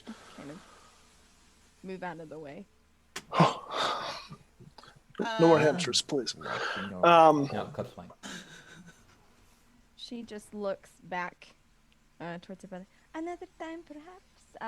It's just he keeps, the best things locked up. Like the good food? Yes. Yes, Toby. Yes, exactly. Like good food. Nice. Shall we proceed? No more hamsters, please. Who is going first? Yeah. So, Toby, is the best. Our best boy. The best Toby. boy. Food is important. Food That is- is the ship that I support. Toby and food. Anything but the dream pies, okay? Well, that ship has unfortunately sailed. I know. I feel like apparently through another thing that has occurred, Toby and Dream Pies is really into, and yeah, maybe Arena is into some shit. We don't know. Let's talk about Maybe that. we'll find out. We're gonna talk about shipping and kinks and Dark Echoes now. Of course we can. I mean, we haven't gone through the shipping chart yet. We haven't gotten to my shipping chart, sure, but that's Harper specific, so we can really jump into that whenever. Okay. Well, let's see. We have a walking corpse. We have someone who thinks the entire world is very aware of the world and story they exist in. We have. Holy God! Did you just call Winchester a walking corpse? I did not catch that. So we have necrophilia, vor, BDSM, and then whatever the fuck Colin and Alexander are into. Who knows? Colin is clearly also probably into necrophilia, but so hey, I feel like Alex is kind of vanilla. someone has to be relatively normal. Normal. Wow. Okay. Throwing the normal word out there. No, he is not a walking corpse, Tony. Good God, so rude. All right, but he is undead. We haven't confirmed that yet. I feel like we have an item that can do exactly that. I know, and we haven't identified it or used it yet. Fair. No, a lot of items have been identified and passed around though, which is good. Toby is vor. Winchester's gifts. Sorry, I had to jump in because Tony asked a question because he didn't hear me. Or feeding, I guess. Love language is food. Also, just pure a food sexual, and that they're only into food. I don't know Toby's deal. Or Makrishna. Yeah, no. Dark Echoes is going to be amazing, and shipping charts and talking about kinks for each character aside. I'm very excited to continue this campaign. I know we are something to bring up. We are moving to the episodes are going to be shorter in general than the typical TPK episode. I think we're going to be around 3.5 hours. It's just crazy that's short. That's crazy that's a short episode. I think it's going to be more around 3, and so it is going to be like an hour shorter than the 4 average. So, so yeah. Funny you should say that. Alexander does work in imports and exports, so he is all about shipping and receiving. But yeah, it'll be very interesting. I think we are going to get a lot more moments of character-to-character interaction. It feels very much so that we, partly because Colin/Cole was like, let's get Sarah in this game. He's like, I don't want to talk to anybody about my pain. I dropped a big thing on everyone's heads, but I'm not going to discuss it because Sarah has to do a whole lot of makeup and wig work to get her on camera as soon as possible. Fair. But also, Speaking hey man, of, let's chat about it. How you doing? Speaking of big drops, I think we should move on to 55 Below Zero and talk about the craziness and the twists that happen in there. It was crazy. So 55 Below Zero, for those of you who do not know, is the brainchild and masterpiece. It was supposed to be a 1-shot. It's turned into a 2 and now 3-shot. Written by David Duca. Also in the 1-shot RPG system, also written and created by David Duca. And this is a game that is GM'd by David Dutka, and it is amazing to be able to play in this game written by the author, or GM'd by the author, and having all of these incredible personalities. We have Luca, Ikaj the Orc, and Al the Biffer, along with myself, as the players. Yeah, well, I'm just a bystander, honestly. Oh, okay. What everyone else is so amazing, but anyway, we had it is an Arctic horror themed one shot, Arctic Antarctica horror themed one shot, multi shot, I should say, and at the end of the first session, we had arrived and done all of got settled, and then went out to explore this penguin fields, found just massive massacre, came back and realized that there were alien life forms, or not alien life forms, but unknown life forms aboard. And so we were dissecting and experimenting and inspecting all of these things, and then we went outside and realized there are bigger life forms, kind of like velociraptors with tentacles for arms. Terrifying, absolutely terrifying. The art for these things is horrible, and just so that's kind of where we left off. We had gone outside and experienced these things and got back inside, and then we settled down. At the beginning of the second episode, we kind of were settling down. We formulated a plan to escape. We had about 6 people go to run to the helicopter, and like 5 or so made it to the Alltrack, this all-terrain vehicle, to create a diversion and also peel off and go to the separate Russian facility. And the plan went off without a hitch. We improvised a firebomb, and then Luca's character was doing snow donuts the entire episode. It was incredible. Best van mom. Best van mom ever. And just driving around, evading all of these Cthulhu raptors. And then the helicopter took off, and we thought everything was fine. Then it blew up and crash landed with one of our party members inside. So we went back to collect Al, his Lucian, his character. And there was a very tense, emotionally charged moment there. And then we peeled off. We fought some more velociraptors, made it back to the base. We realized that someone from the inside was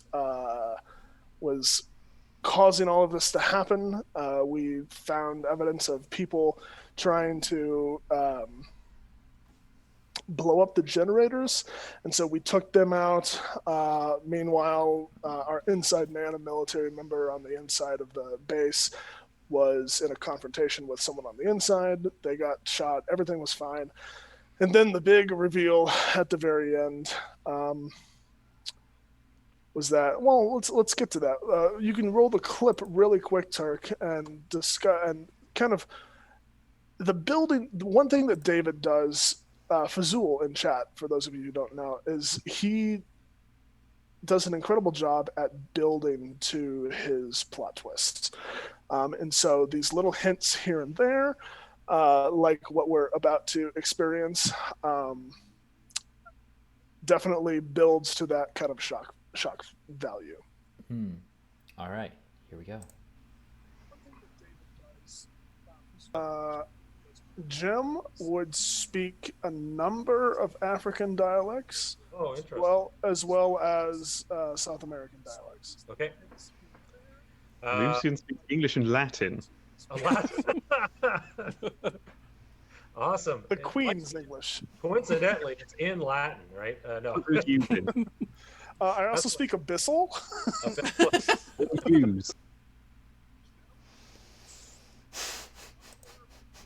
It's a very good skill to have, languages. Taken from Harper's. Taking that linguist feat was a game changer. Yeah. Yeah, and it was revealed through one of the special moves that Lucas' character, Niev, could do. She could get any information she wanted once a session from the GM. We learned that it was German that was being spoken. And that clue, mixed with a later revelation of 2 white lightning bolts tattooed into these infiltrators, it was determined that whatever was happening here was some sort of Nazi plot. And that's where we ended the session. So I'm extremely... Big Indiana Jones vibes. Yes, I'm extremely excited to continue this. We don't have a date set for part 3 quite yet, but as soon as we do have that, we will let everyone know. Well, I thought it was amazing. Sure, it was fantastic to watch it. Mr. Rogers over there in chat is trying to break me because I have learned that there are 3 things that absolutely break me laughing. First of all is the plants, the feed me thing. You guys know that at this point. Then there's this particular tweet with this cat that is eating on an automatic feeder, like out of the top of it, and he just goes for it, and it makes me laugh viscerally every time. You see me smiling just thinking about it. And the last thing was something that we discovered during this episode, looking for gifts of raptors, and there are some raptors dancing in a basketball court, and it made me cry laughing during this episode, even though there was very serious stuff happening. So, just check the show discussions. It's somewhere in there. Just check that out. Yeah, heck, you should check show discussions real quick. Oh no, you guys posted it, didn't you? Why am I even looking? Why am I? Oh, there's all of them. What is wrong with you people? It's very Why good. are you doing this? It's very good. I have to do the next show recap. Hey, speaking of heck breaking, what happened today in the morning? I was broken for 2 hours straight of Honey Heist, but it was the best way. I was broken in the best way. Okay. Oh my god. What happened? So, what happened? I also brought the Indiana Jones vibes, and by bringing the vibes, I mean literally stealing puzzles from the Last Crusade. But it happens sometimes. Our group of bear criminals basically robbed Honey from the season 1 Harper's hideout.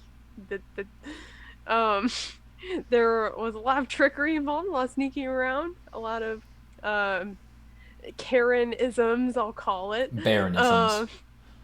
Yeah, pretty much. Barons. That was a pun that was made during this.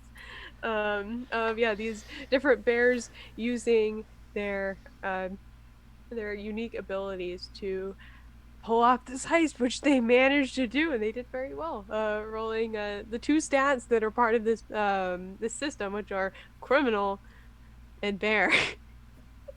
So, it's a shorter episode compared to the rest of the content. It's about 2 hours, 2.5 hours. So, definitely more digestible in terms of amount of time to watch the content. So definitely check it out if you want some laughs and a good time, because we were just having fun with a very yes and game pretty much. And it was a blast. Meg, you were able to bear with it though. Don't worry. God damn it.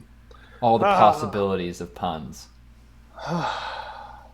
They were very sweet. It was a good time. Yeah, They were very sweet. They were very sweet. My God. Honestly, I thought I was just like kind of hearing things, and I'm sad that every time anyone was saying very, it kind of sounded to me as Barry, and I'm like, gosh, yep, I happens. hope everyone is just saying Barry this entire time.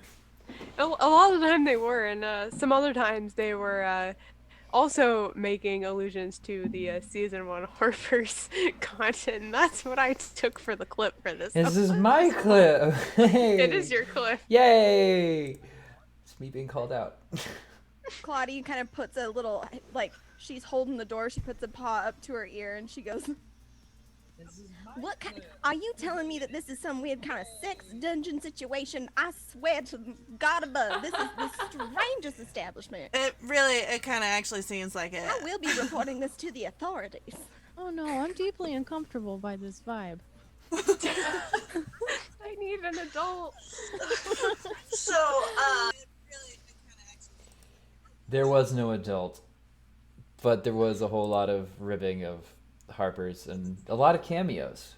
A lot of cameos. That was it. I was like, it'd be real funny if these bears snuck in and stole from the Harpers, because this is kind of a flagship thing here at TPK. And I'm also, like, other than Chrissy, I think both of us kind of like are tied at biggest fan for season 1 Harpers. So I was like, we're just gonna do it. Mm-hmm. No, it was very good, and I appreciated knowing. I knew ahead of time, full disclosure, but like hearing you kind of give details. I know, like posting a chat, like I'm just gonna wait, and just the moment everyone figured it out, the moment you could see their faces when you would describe as the I sign, said, Lucas literally they're talking about it, and it was like Lucas like it's great. This is all theater of the mind because I know what this hideout looks like. I have dreams. I see. I literally, I can tell you exactly how they moved through this hideout because I've stared at that so much. I was like, I had no idea for the most part. Like, I knew about the main area with the pool and stuff, but largely no idea. I came in at the very end, so I saw that, and that was it. Not the rest of the hideout, so I just went for it. Mm-hmm. Mm-hmm. I think we just got confirmation from Luca and Chrissy that this is canon, a Peach's fever dream. All right, that makes a lot of sense since it got I'm called okay out for with this this. I want there to pining be a energy dog. in the archives room. I mean, come on! It's totally a Peach's fever dream. It is. It absolutely is, and I love this. I cannot wait. Literally, actually, Luca, I've had that surgery done. It is engraved on my heart. I have a question. Yeah, what's up? Heck, now that you have GM'd something, or now that you have GM'd, sorry, I have to, blah. You're fine. I have the same problem Yes. wording questions. Blah, blah, blah, blah. Now that you've GM'd Dungeon Bitches and Honey Heist, when are we going to get Dungeon Bitches with the Honey Heist characters? Oh, I don't know about that. Are we gonna get bears fucking? I don't know about that one. Oh gosh. I think these two That's- very separate systems need to stay separate. Like, what was great about having a super serious thing first was I could just like That's sun bear with tongue this though. very oh my god. Turk, listen to me.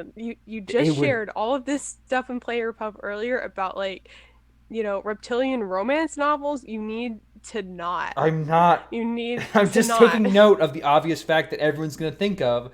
That's sun bear tongue. What'd it do though? No one was thinking that. We were all thinking it. No one was thinking I'm just that. the one bold enough to But spring into the heck, zeitgeist. what it do though? What it do? do though? It fine, honey. Nothing that that you're thinking of with your dirty brains. Stop that. Well, it's not yet till you create the hybrid system between Dungeon Bitches and Honey. No, we're not gonna do that. It's We're the not. totally There's- different Fine, vibes. fine. there's When are different- you gonna run the Monster Mash characters through Dungeon Bitches? Ooh, Honk? that would be kind of Honk. interesting. Look, we all know the story of Leto and the Swan. Oh god. Goose gets down. Okay, man. Perfect timing. We're Hey, talking about Monster Man. We are kind of. Oh, not really. It was an illusion. It was a reference. Oh no. Imposters beast win. Look what I have done, heck. Ooh, Imposter's Beast. That'd be a time. Honk. Oh my god. Mads? No. Honk. Stop that. All of you, oh my gosh. How did we were talking about a game with bears stealing honey? How did we get here? Okay. How did we Because they were Listen, like, listen, hey, listen, because someone's listen. like, hey, because Luke was like, hey, they don't have honey. You said they don't have honey on them. I'm like, I've read Crashing Waves. There's no way that Gruff or neither Gruff or Aurelia has any honey on them. Listen, What have you done? I'm calling out facts. Listen, I honestly don't think a Dungeon Bitches episode of a number of bears searching for honey is really that far-fetched. It would just be honey heist. Yeah. That's what it was. Did you see the amount of chaos that happened in this episode? For those of you that didn't watch, it was just maximum chaos, but in an entirely different way. It's yeah, we're just gonna Excuse me. get so feral. Okay, I'm sorry. I don't know what we're gonna play next, Luke, but I'm sorry I it's gonna doubted the be tongue feral. work in That's that all we dynamic. do. But no. yeah. Oh god. No honey left. It all got used up. No honey left. So that Harper shipping chart. Yeah. Let's go through it. Let's go through it before we... Gosh, I don't even know if Ilya's on this because wasn't a player character, which is sad. But look, How okay, weird. you know what? Fuck. I'm gonna share as much of this screen as I can. Get out of here. So I made a shipping chart of Harper's, and I was like, hey everybody, what like I sent it to the active group, and I asked like, hey, do you have like shipping charts or whatever that you want to like give a song to, and no one really did but me, except for Tony. Thank you very much, Tony. You're a gem as always. Be with me forever. But I also did a little homage to another fun YouTube series called What's Your Favorite Ship in Blank Says About You. And I've done that for Harper's. So I don't know how we want to do this because there's a lot. There's a lot. I did a lot of work in this. But I mean, I guess we can start from the top. And this is not updated to the canon ending of Harper's season 1. So this is like... It's like halfway through. This is pre-Verdant Frontistery ships. So you have to take that into account. Yeah, okay. I tried my best to fill everyone in. Not everyone had a relevant joke I could do. So I'm just going to dive right into it. And you guys got to tell me what chat says. I can't see the stream manager. If they want this to stop, then they have to. Then you have to tell me, okay? So we're going to start with Gruff and Estelle, or 357 Bull, as I call it. You realize too late in life that your parents were actually really cool, and now we're chasing that high of living with them. / you just really want good things for Estelle. And I mean, who wouldn't? Gruff and Vildani, you are really into horns. Gruff and Braz, I call this one the Beefy Boys. You believe in the inherent eroticism of a workout montage. Gruff and Echo, you really like the brother-like relationship between them because they're not actually related, and we all know that what your search history looks like. A lot of step bro in there. Gruff and Peaches. In your mind, the only thing better than one barbarian is a smaller but somehow angrier barbarian by their side. Gruff and Nicholas. You are either really into damage outputs or really into the inherent eroticism of buddy cop movies. Gruff and Hal. There's nothing more erotic to you than low and gravelly voices, and you just want two of them at the same time, saying dirty, dirty things.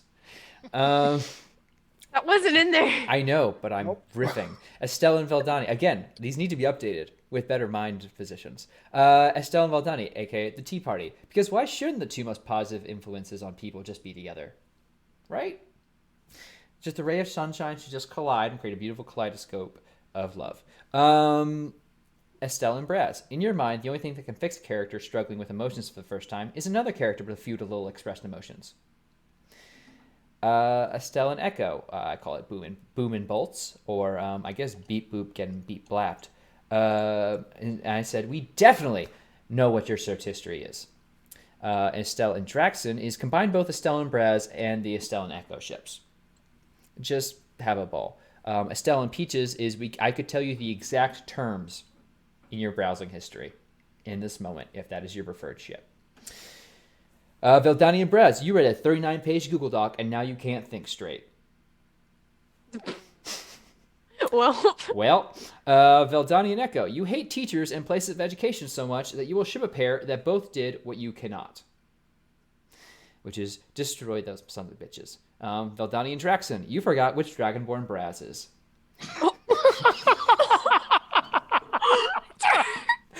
Veldani and Cinder. Veldani and Cinder, you're really just in this for the animal companions. The fire. I felt that. I could feel the heat all the way over here in goddamn North Carolina. What the fuck? Veldani and Cinder, you're really just in this for the animal companions, and honestly, who can blame you? Veldani and Nicholas, your ideal relationship dynamic is one where everyone is sad. Veldani and Hal, my God. You're really into the ideal of mutual destruction pacts. Braz and Echo, you're really into contentious relationships, but only the fighting part. Turk, before you go on, Mr. Rogers has just donated for a reading, and you need to do the rest of it in your cat council voice. Oh no. Very well then. Thank you. This is going to be very difficult. Brazaldul and Draxon, you're scaly and also probably really into the learning culture and falling in love trope. Brazaldul and Cinder, they held hands that one time in the cave underwater where Braz was blind, and that's really all it takes for you, isn't it? Brazaldul and Nicholas, you want your OOC player dynamics to be as salty as possible. Tony, please love me. Brazaldul and Hal, you're into hate-hate relationships when neither character actually has expressed their dislike for the other. Echo and Draxon, you just want the hideout to be destroyed in some freak experiment, and honestly, who wouldn't? Echo and Peaches, you like pairing people up by height. Echo and Nicholas, you're either really into French accents, or you're coal. He's gonna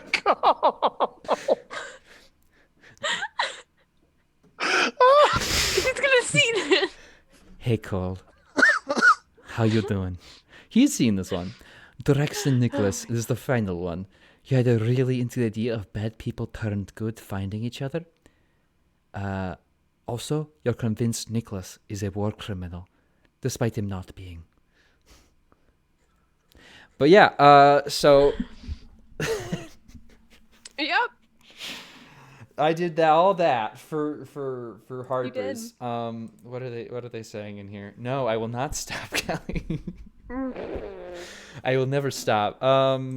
So yeah, a lot of these could obviously do with some updating. Oh, Tony, thank you. Well, I'm just saying this. I'm sorry I'm late to responding to that. Oh. It's a very good episode. It's so cursed, but it's so good. It's so good. Okay. It's very good. I think that is it we have planned. Okay, but we could talk about it more. Guys, I have a lot of thoughts.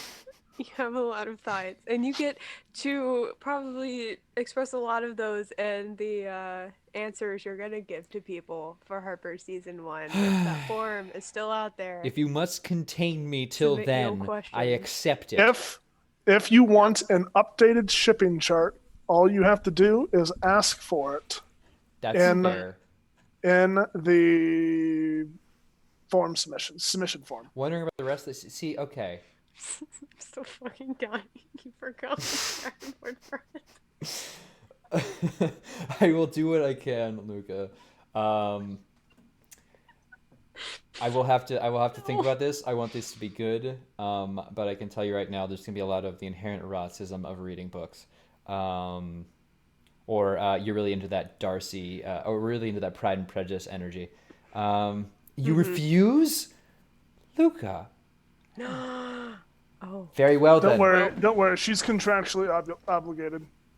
All right, I will make this happen. I will make this happen before we start having to record and answer all your questions for Harper season 1, which you can do. I'm gonna post that link again once the show's done. Because actually, you know what? If something else can talk, I will do that right now. Yes, like I was saying, we are at the end of our regularly scheduled content, and so now, Heck will rap for us. What? I'm sorry, why? You don't have a Valentine's Day rap prepared? No.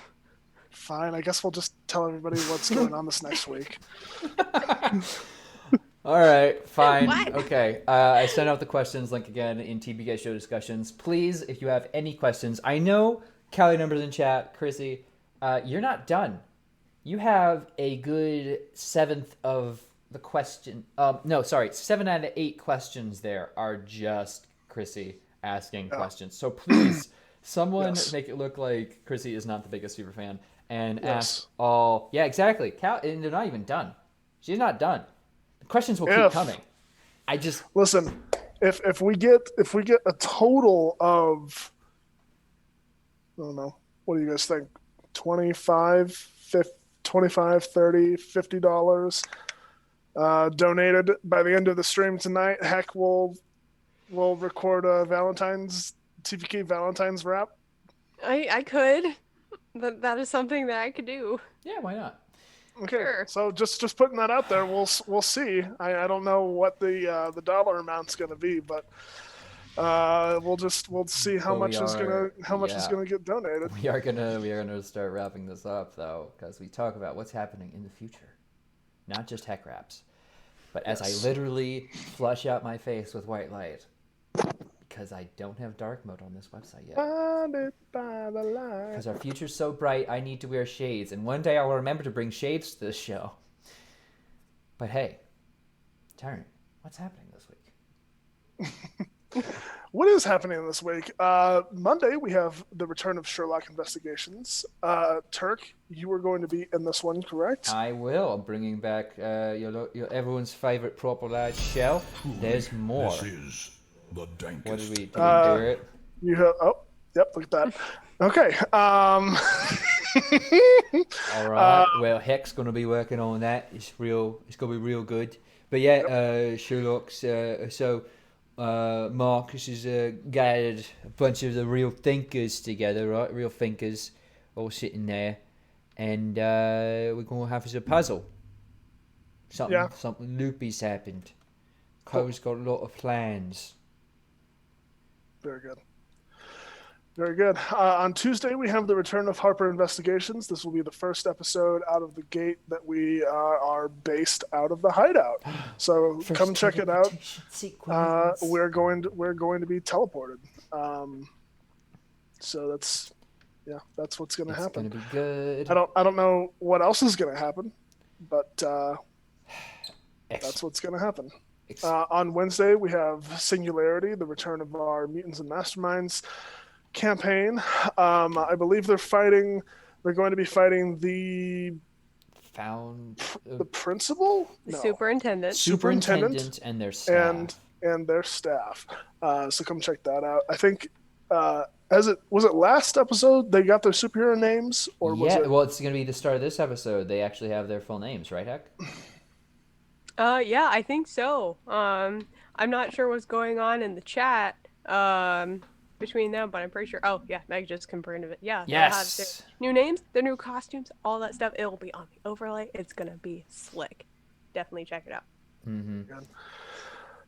On Thursday, we have the return of Roundhouse Whitebridge, our Monster of the Week campaign. It's going to be a very interesting episode. I don't know what's going to happen. The end of the last episode, we had my character Philip literally become the Herald of the Apocalypse, and so I think there's going to be somewhat of a time jump. I'm bringing in a new character. That's that. I'm not sure. For the record, to further sweeten the pot there, on the sister campaign over on Nat 20, I can confirm that the call has been put out across teams for help from a certain Agent Crossbuck. So I look forward to what's going to happen on Thursday, because I I will not know, but yeah, we'll see what happens. It's gonna be cool. On Friday we have the next episode of The Top Shelf, which will be what's the system? Heck. This week is going to be Iron and Lies, which is going to be super interesting. Definitely something you want to check out. It is a game that has no dice, no cards. It is a battle of wits between player and GM. So, oh man, it's gonna be super cool. If that's the case, why did JK stack the deck against himself like that? No offense, JK, but you realized who you asked to be on your show, right? Heck, tell him the lineup. The lineup is honestly, is a god tier cast, at least from last that I heard. Zeke Gonzalez, who has been around the Discord, he's on a Murder and Coffee episode, I believe the first one. So if you want to check out what he's got going on, maybe the second one, I don't remember. Second or third. Second. Second? Okay. I don't remember. At this point, there have been enough that, oh man, they're all interesting. So check out his episode. There's him. There is Fizul, who's in the chat. There is the one, the only Noir Enigma, and then Oserex Franco. So check it out. It's going to be crazy. There's some interesting goddamn mechanics. constellation It is of going a to be a cast. battle of wits, bullshitting the Fae. So check it out. It's going to be great. Saturday we have another doubleheader, which is becoming more and more frequent here at TPK, which I'm all for. How are you? Because you'll. Oh well. I am all for it, sir. Thank you. I'm just like saying, as sometimes an occasional person in double headers, it gets fucking tiring, dude. It does. This last Saturday with Dark Echoes and 55 Below Zero was like, it was so much fun, but it was so long. It was a long day, you know. But we do have in the morning the next episode of Murder and Coffee. Come join Oserex Franco and myself as we bring on DMF Saint to talk about acting and improv in TTRPGs and streaming. It's going to be very fun, very informative. Saint has a very nice background in acting and improv.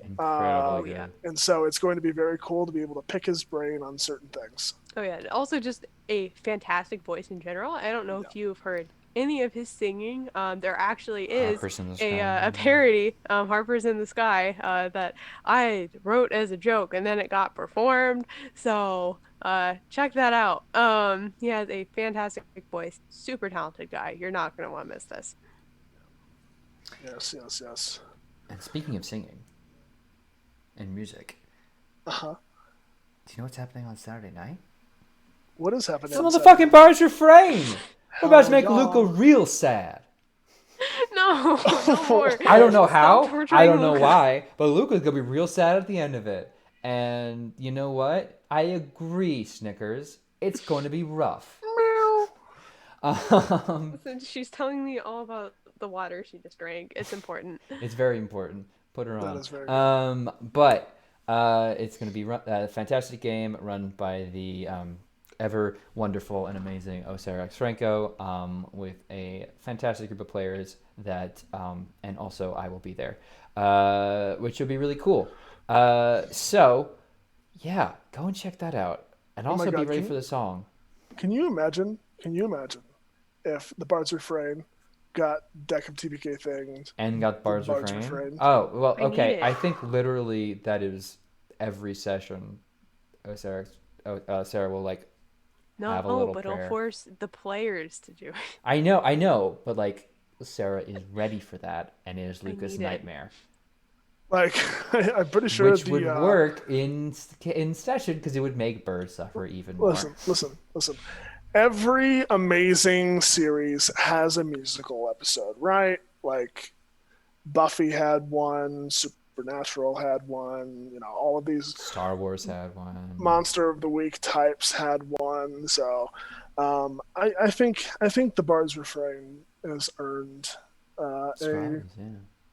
Scrubs, yeah. VPS will definitely have one. I mean, Cole is the GM, so yeah, you guys are gonna have a musical Scrubs, dude. Yeah. but yeah, that is what is coming up, and then obviously on Sunday we have the next installment of Total Party Recap. Join us again, same time, same place. And I believe that's it. So somehow, well, it's not it, but yeah, for this week, yeah, it never stops. it literally never does. But yes, thank This you band all. is non-stop. Mm. Here I go. Here I go. Here oh I man. go again. Same time, same I'm place, trying to write different something. bear. Look, my character in Dark Echoes got turned into an Alexander Hamilton reference real quick. Yeah. The character was serious. They got ended real quick. But yeah, Yep. we need more absolutely amazing transcriptions of music from the ever. Yes, I'm Incredible. curious. Heck, for your rap, do you have an idea of if you're gonna do a parody or if you're gonna just kind of make something up? Or I don't know. Let's Okay. see. How much time are you guys giving me? well, I don't So know. far, 25 has been put on the line. If It might be if faster if more gets put on if the line. but yeah right yeah, now- I mean, if $25 is very generous It for is. Zool. If you want to give Heck here a time limit, or if you want Heck to do it even faster, someone else can donate some more money. I'm just saying. So Valentine's 2022, hell, A long time. That's It would be a long I can do time. faster than that. I promise. Al, we're not filming a major motion picture over here. Please don't expect that from me. I will It depends on disappoint how you. much. It depends on how much they donate. It Oh my depends. God, no, no. All right, sure. We don't expect it. We know it will come out. Oh, Fazul says he'll be checking Discord in the morning. Oh no. All right, let's. Yeah, we'll I can't record overnight. Okay. at least a week to a month for an extra 2,500 bits. So, Heck, are you comfortable doing it so that it can premiere on our next Total Party Recap? I can give it a try. I actually have this week off, so I could probably work on it this week and get it done. All right, Okay. and Okay, also let's get all go. those other Harper songs done because Let's, I'm still waiting. No. Don't you tell me. I will not just wait. Let's expect that. I'm not willing to wait I'm for willing it. to wait for it. I'm not. I'm not Let's throwing away my expect, shot to get this Okay. Oh no, Turk. next week. Let's expect next Sunday. You'll see it here first, and then it'll be in the Discord. Faux show. All right. Well, thank you all so much for coming out and watching. I think, Turk, if you're okay with setting up the raid for Nat 20. Oh hell yeah, we're gonna go and check out this we've been promised a very interesting session from Yes.